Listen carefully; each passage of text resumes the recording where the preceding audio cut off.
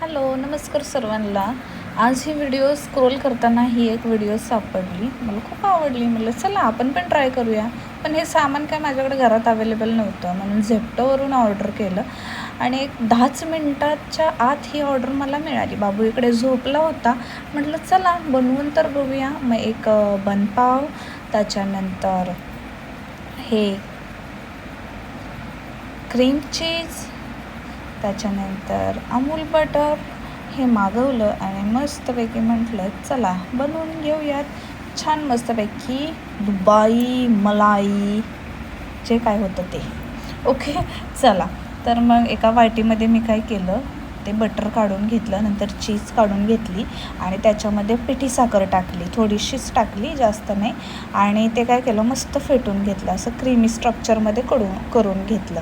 आणि त्याच्यानंतर हा पाव घेतला, त्याला लावून घेतलं. पाव जरा शिळा होता त्यामुळे तो तुटून गेला होता.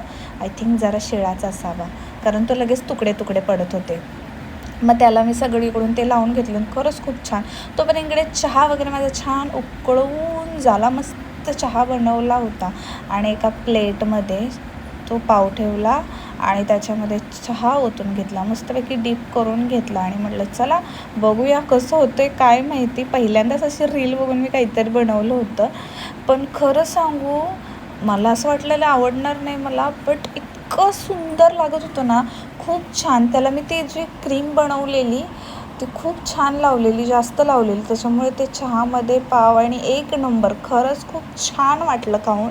तुम्हाला पण ट्राय करायची असेल ना आणि तुम्हाला पण माझ्यासारखे मस्का पाव आवडत असेल ना, तर ही रेसिपी एकदा नक्की ट्राय करा. खूप छान, खूप मस्त लागत होतं. मी पट एक पाव तो होता बनवलेला, पटकन खाल्ला आणि दुसरा लगेच बनवून खायला घेतला. कसा वाटला नक्की कमेंट